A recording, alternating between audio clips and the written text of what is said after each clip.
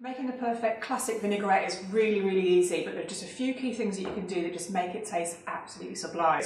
First of all, what I tend to do with the bowl is I add the seasoning ingredients into the bowl first. So some rock salt, and crumble it in as you go, so you're kind of breaking the salt up at the initial stages. Good bit of pepper, but take it easy on the pepper if you are going to kind of do a peppery watercress, or using watercress leaves or rocket leaves, so you wouldn't need too much of that. Finally, the magic ingredient for me is some caster sugar, because what that does is it really helps kind of balance all of the flavours of the vinegar.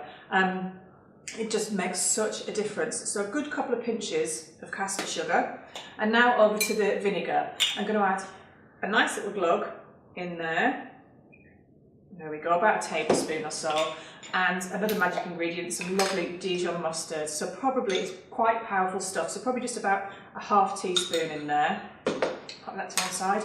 Now, what I tend to do at this stage is just start to blend them together, because what you want to happen is you want the sugar and the salt to dissolve in the liquid, so that when you come to taste it, you kind of get that balance of flavours. You can really see what it tastes like. And then in terms of the ratio of olive oil to vinegar, it's usually 1 part vinegar to 6 parts oil. So I've got a tablespoon of vinegar in there, and I'm going to add a really hefty glug of good quality extra virgin olive oil. Now what I'm going to do is just whisk like mad.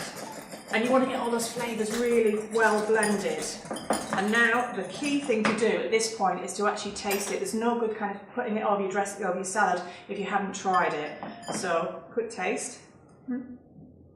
Absolutely delicious. Tiny little bit more oil, because it's quite strong. There we go.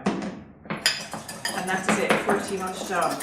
So I know this might sound completely mad, but what I tend to do when I've got this dressing ready is, rather than kind of drizzling it over the leaves, what I tend to do is pop it straight into the bowl, and you kind of dress the bowl with all of the flavours of the dressing.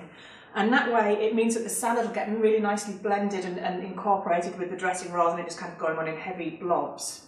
So next, use your hands on this. Don't use utensils, because these leaves are really delicate, and you want to just treat them with a little bit of respect, a bit of love. So there we go, just drop it in, and then use your hands to move it round like that. And then what you've got there is a really nicely dressed salad, perfect and ready to go.